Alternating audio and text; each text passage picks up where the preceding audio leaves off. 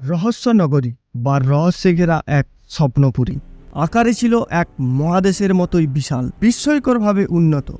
জ্ঞানে, বিজ্ঞানে, শিক্ষায়, ঐশ্বর্যে এবং সামরিক শক্তিতে ছিল অতুলনীয়।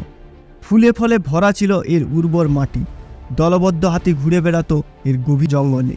খনিগুলি ছিল সোনা, রূপো আর তামার আকরিকে ভরপুর। একের পর এক সাজানো জলপথ আর স্থলপথ দিয়ে ঘেরা ছিল এই শহর।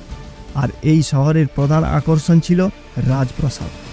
ছোট্ট একটি টিলার উপর গড়ে তোলা হয়েছিল এই সুন্দর প্রাসাদটি। প্রাসাদ চত্বরের একেবারে কেন্দ্রে ছিল একটি মন্দির। হ্যাঁ বন্ধুরা, এটাই সেই হারিয়ে যাওয়া শহর আটলান্টিস।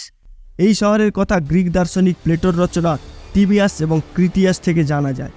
তবে আসলেই এই শহরের অস্তিত্ব ছিল নাকি পুরোপুরি কল্পনা, তা মানুষের পক্ষে জানা আজও সম্ভব হয়নি। কেউ নিশ্চিত করে বলতে পারে না যে এমন একটি শহর সত্যিই ছিল। তবে হ্যাঁ, প্লেটো তার রচনাতে এই শহর সম্পর্কে এমনভাবে বর্ণনা করেছেন যেন তিনি এই শহরে নিজে এসে বসবাস করে গিয়েছেন। এমনই নিখুঁত ও অদ্ভুত ছিল তার বর্ণনা যে অনেক ঐতিহাসিক মনে করেন এমন একটি শহর আসলেই ছিল। বন্ধুরা, আটলান্টিসের কিংবদন্তি আজও মানুষের মনে এক রহস্য এবং আকর্ষণের বিষয় হয়ে রয়েছে। তো বন্ধুরা, চলুন ঘুরে আসি সেই রহস্যে মোড়া আটলান্টিস শহর থেকে। সাথে রয়েছি আমি কিশলয়, আর আপনারা রয়েছেন তথ্যবিন্দু ইউটিউব চ্যানেলের সাথে। ভিডিও ভালো লাগলে একটি লাইক করে দেবেন। আর সত্যিই আটলান্টিস শহর ছিল কিনা আপনার কি মনে হয়, ভিডিও শেষে কমেন্টে অবশ্যই জানাবেন।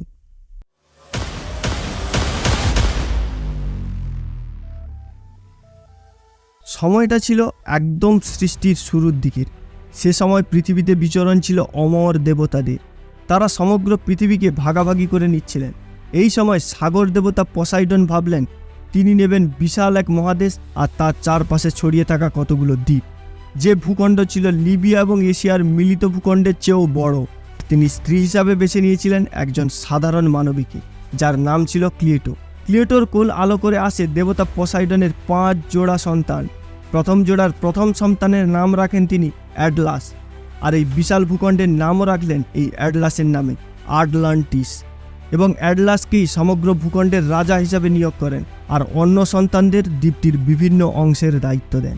দেবতা পসাইডন আটলান্টিসের জীবনযাত্রাকে সুশৃঙ্খল করার জন্য কিছু আইন তৈরি করেন। কোনো একক শাসক নয়, বরং 10 জনের এক শাসক গোষ্ঠী পরিচালনা করত এই দ্বীপ রাষ্ট্রটিকে। শাসক চক্রের সব সদস্য নিয়মিত মিলিত হতো দেবতা পসাইডনের মন্দিরে। সেই প্রাচীন বৈঠকের শুরুতে তারা একে অপরকে সম্ভাষণ করতেন। তারপর এক তেজি ষাঁড়কে ধরে প্রথমে সেটাকে হত্যা করে রক্ত সংগ্রহ করা হতো এবং পরবর্তীতে ষাঁড়টিকে স্বর্গের দেবতাদের উদ্দেশ্যে পুড়ানো হতো আগুনে। ষাঁড়ের রক্ত ওয়াইনের সাথে মিশিয়ে কিছুটা ছেটানো হতো আগুনের উপর, আর বাকি ওয়াইনের স্থান হতো 10টি স্বর্ণ পাত্রে। প্রত্যেকে সেই পাত্র আগুনের সামনে উঁচিয়ে পিতৃদেব প্রদত্ত আইন সঠিকভাবে পালনের শপথ করতেন। শপথ গ্রহণ ও পানীয় পানের পর স্বর্ণ পাত্রগুলি উৎসর্গ করা হতো মন্দিরে। বিচক্ষণ পসাইডনের প্রদর্শিত পথে আটলান্টিস হয়ে উঠেছিল স্বর্গের জন্যও ঈর্ষণীয়। কিন্তু পসাইডনের বংশধরদের রক্তে যে মানুষের সংমিশ্রণ ছিল, আর মানুষ যে ভুলেরই সমর্থক। তারা যখন ধীরে ধীরে পসাইডনের নিয়মকানুন ভুলে যেতে বসলো, তখন শুরু হলো বিপত্তি। বেশিরভাগ শাসকই সাধারণ মানুষকে বিয়ে করলো।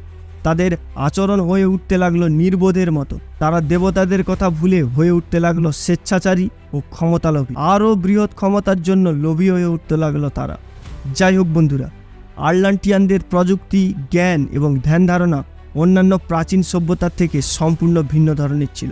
তারা চতুর্মাত্রিক এবং আধ্যাত্মিক বিষয়ের উপর পারদর্শী ছিলেন। সমসাময়িক অন্যান্য সভ্যতার তুলনায় প্রযুক্তিগতভাবে আটলান্টিয়ানরা অনেক উন্নত ছিল।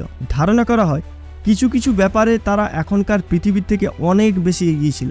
তাদের অর্জিত প্রযুক্তির মধ্যে অন্যতম একটি বিষয় হলো আবহাওয়ার নিয়ন্ত্রণ, যার দ্বারা তারা প্রচুর খাদ্যশস্য উৎপাদনে সক্ষম ছিল। তারা পুরো বছরই প্রচুর খাদ্যশস্য উৎপাদন করত। কোনো কিছুরই অভাব ছিল না তাদের। দুর্ভিক্ষ, দরিদ্র, ক্ষুধা তাদের স্পর্শ করত না কখনো। আটলান্টিসবাসীরা উড়তেও শিখেছিল।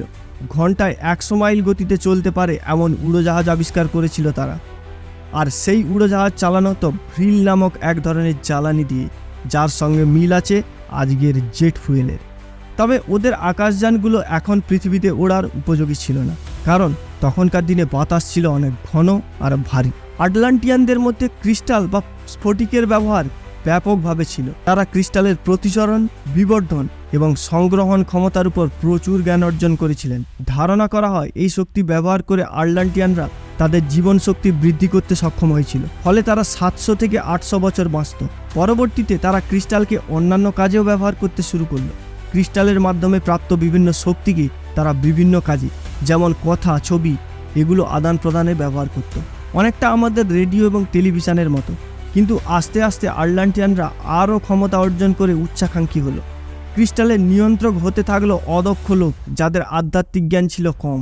তারা ক্রিস্টালের শক্তি ধারণ ক্ষমতা বৃদ্ধি করতে থাকলো এবং উচ্চ শক্তি সংগ্রহ করতে থাকলো। এই শক্তি ব্যবহার করে তারা পাহাড় গলানো, অগ্নুৎপাত, জলোচ্ছ্বাস এসব ভূতাত্ত্বিক ঘটনা ঘটাতে সক্ষম এবং নিয়ন্ত্রণ করতে শিখল। কিন্তু তারা ক্রিস্টালের শক্তিকে নিয়ন্ত্রণ করতে ব্যর্থ হলো। ক্রিস্টালের এই বেড়ে যাওয়া প্রচণ্ড শক্তির প্রভাবে ভূমিকম্প ও জলোচ্ছ্বাস হতে লাগলো। ধারণা করা হয় যে এই শক্তির প্রভাবে পৃথিবীর অক্ষেরও পরিবর্তন হয়েছিল।